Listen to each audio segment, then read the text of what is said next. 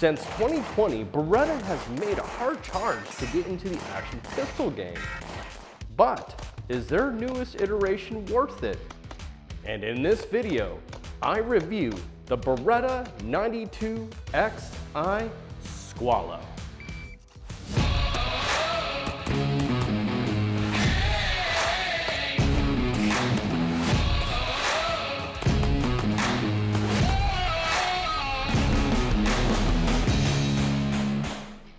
So this is the Beretta 92XI Squalo.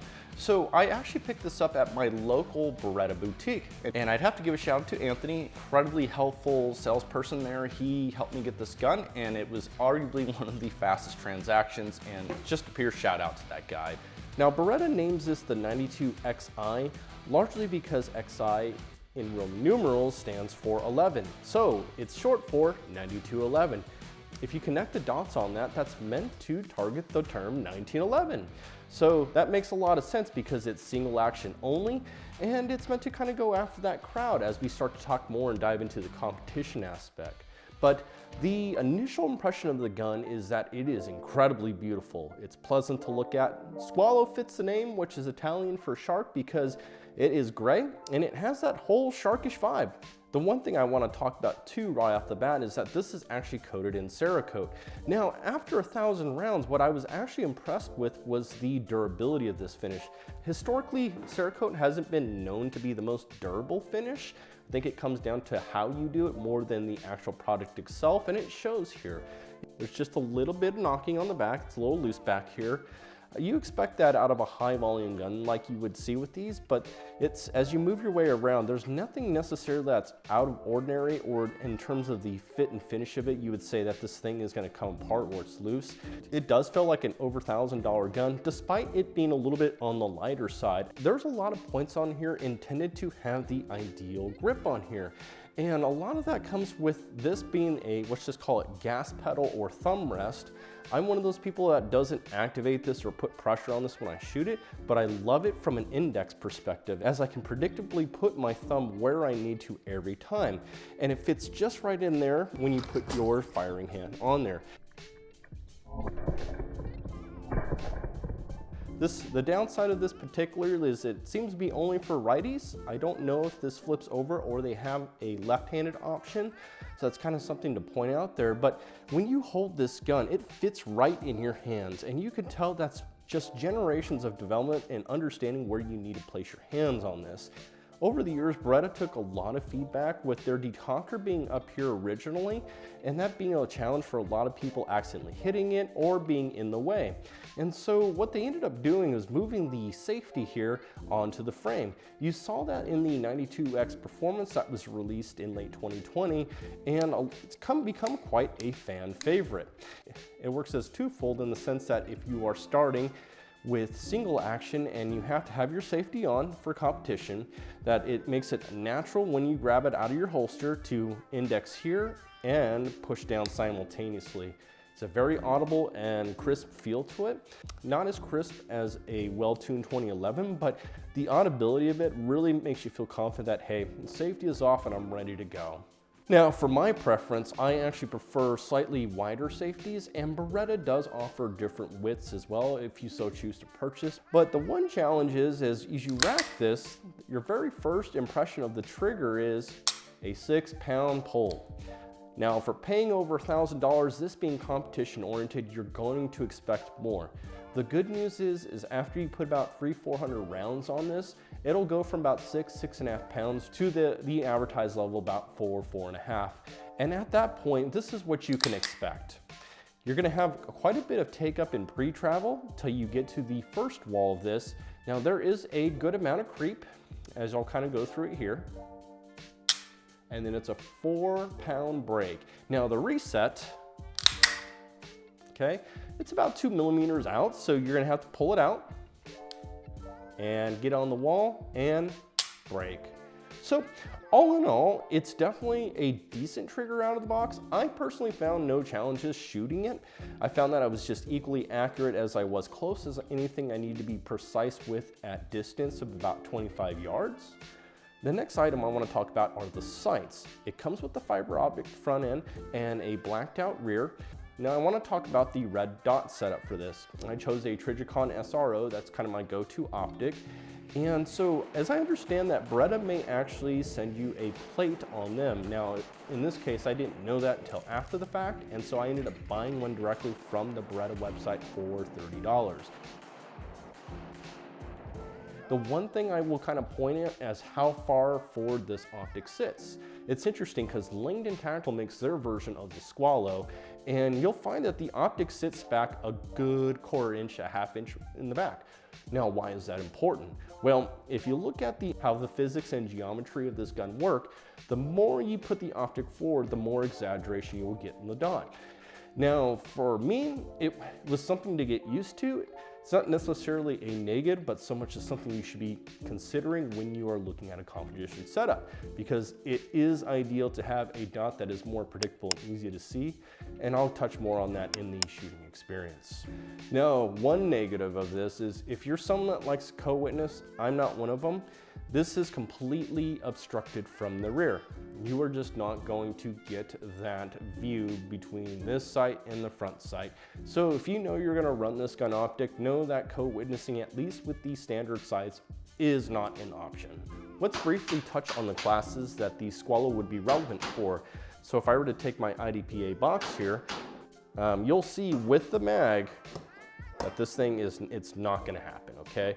So when you're considering using IDPA or going for IDPA, you're gonna need probably to get their +1 Tony system set up for that, and that should more than fit in the box. As far as the width of the mag, it's well underneath this. It passes a roll test, which is where you can put like a bar on here and just roll it across, no problem.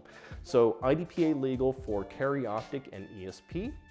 For USPSA, I believe that was the intended audience. So if you want to run this, it would fall in either limited minor, which is the iron sight setup, and what you would get out of the box, or you can order the optic plate and you can run limited optics with a dot of your choosing. I believe that was the intended audience for this gun, and so it just makes a whole lot of sense for that, right? You're set up for the red dot sight, you have this giant mag well, you have 22 round magazines. It's the ideal setup for that class, especially now that it's a single action and minor loading only. All right, so holsters for this gun. Well, it's interesting enough, I'd have to thank David from the Humble Marksman channel, as he loaned me a holster for an M9.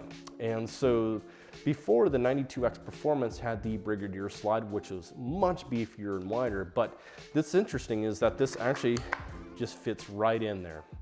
And so this happens to be a contact holster specifically for an M9 A1, or you can probably get away with an A3, A4. I want to talk about the value proposition of the Squalo. Well, here's the thing. So $12.99 is the MSRP for this gun. So you're gonna ask yourself, hey, what are you getting for this? And so I'm gonna highlight those features that are different from the 92XI. That gun starts at $950. And so I'm gonna start adding up a list here so you can see the prices. I did do a little research, see the difference between what you get. And so we'll start with the grips. You'll get the Hogue grips, which are I would say about a medium texture. Definitely for the guys with computer hands, it wouldn't hurt your hands, but there's plenty of grip there. It being made and beveled out to fit nice and contouring with the frame was a huge positive. So you get that. You'll get the extended mag release here, which for me was actually a con. And now that's just me because I have large to XL hands. To kind of give you some context, I wear extra large mechanics gloves. I have more so big palms than I do fingers, if anything. The challenge with that is when I would shoot this gun, this extended safety would constantly dig into my support hand. And so I actually took this off and would run it without the extended safety, but you do get this gigantic mag well. This XI Vertec frame has its own beveling, but this thing just is huge. And I will say that was a massively positive point in the shooting experience, was the reloads were effortless with this. And on top of that, you get 3 22 round magazines with the Tony system set up. And I found that these were very durable. I would not probably do a 22 reload. I would load these magazines up to 21, knowing if you're going to reload. I felt they were pretty stiff on that last round. So total all those parts up that are added onto here if you were to maybe even consider changing the color of the gun. and adding all these parts individually, your retail comes out to about $1,365. So that is the value proposition of the Squalo, is that you get all these extra accessories that you probably would buy if you knew you were going to shoot limited optics or even IDPA, with the exception that you may use the +1 pads instead of the 22 round mags. Now I wanted to do one quick plug-in for my good friend Ben Hart, who is on the Beretta shooting team. And one thing I appreciate about him is that he's starting to push the boundary of the equipment and what you can do with it. He actually has some good material specifically on the XI that is very relevant for the Squalo, and I think you need to check him out. All right, we're gonna dive into the shooting experience now. Now, before I do, one thing I need help from, and this is if it's of interest to you guys, is I don't get too much monetization from this channel. So there are two ways you can help support the channel. Number one, if you need commercial video production services, that's something I can help with. And secondly, I do host performance shooting classes from time to time here in the Dallas-Fort Worth area. Now, a big defining characteristic of this gun versus its counterparts, such as the 92X Performance, is the weight. Where the majority of the weight savings happen is actually in the frame. While the frame itself compared to the 92X Performance is identical, in shape at least, it's actually made of aluminum versus the Vertex steel that you would see in the 92X Performance. And that weight savings is huge. If I recall that the 92X Performance weighed in at about 48 ounces, whereas this is closer to 30 ounces. And why that's important is because this gun will behave significantly different with that much weight off the gun. It's not a bad thing, especially on the Beretta platform. There are just things that carry over from every 92 platform. As you don't have that locking barrel to have this thing manipulate and maneuver around, there are two positive attributes that happen from that. Number one, reliability, because you don't got any extra movement. And secondly, you have a more stable shooting platform, thus lending the 92 as its legendary accuracy. The Squalo is no different. I was able to print about a 2-inch group, slow fire of course, at 25 yards. And the biggest highlight, especially when we're talking the weight difference, are the transitions of this gun. What I absolutely loved is how easy it is to get on point with this gun. And it's because you're just not inherently fighting so much weight on the gun. The gun is incredibly well balanced. A lot of the weight is actually more towards the hands, and so this gun just points so much easier. I found this in competition to be effortless to really acquire and shoot through an array. And the other highlighting attribute of this gun is the return to zero. When you watch my slow-mo footage, you'll see that there is quite a bit of muzzle rise, but I want to challenge you guys, because in competition shooting, it's all about how quickly it returns to zero. So while this particular gun can be a little snappy, and you'll see that in the muzzle rise in the slow-mo video, its return to zero is near immediate. And those are the advantages you start to exploit with a lighter gun. There was one thing I was thinking was going to be a prevalent factor with having a lighter gun, and that was more felt recoil. Now, interestingly enough, the way that the Beretta designed with a lighter slide and just a good natural ability to get the ideal grip on the gun, felt recoil from my perspective was identical to its heavier cousin. Now there is one thing I want to talk about with regards to having a dot on this gun. I touched briefly earlier on how the position of the red dot being a little bit more forward and a touch high can add exaggeration in the dot. So it was a learning curve for me to get used to that, and it probably would be for a good amount of people, because one thing is the dot tends to just jump out of the window slightly, even with an SRO and even with a good strong grip. Now, once I got used to that, I could clearly see a streak going up and down. And because the return to zero was so quick and there's not so much muzzle weight on this gun, the dot tended to just drop right where I wanted it to be. So if you could tell already, there's a theme of a trade-off between being a heavier gun and a light gun. This is the next win for having a light gun. It's the reloads. Anytime you have a lighter gun, it's just generally speaking less you have to work with. Reloads were just so natural for me that I really didn't have to think about that. And this is what makes this a winning combo for competition. Its lightweight athleticism really stands out in manipulation, transition, and its return to zero. My prior experience with the Beretta 92 platform has been incredible. And that carried over onto this, as within the 1,000 rounds I ran this gun, I had 0 malfunctions with it. It ate any ammo I decided to put through it. So it was a win all around. In fact, I only oiled this thing largely because I wanted to get through that 6-pound pole and break this gun in, but I didn't clean the gun at all. And I was surprised when I opened this up to see how clean it was, as there was just no debris anywhere. So let's wrap this up and say, who is this gun for? Well, if you are the new shooter, you are buying a fully loaded package ready to shoot USPSA limited optics or limited minor. Buying a simple $30 plate on this thing and your favorite optic puts you in limited optics and you're good to go.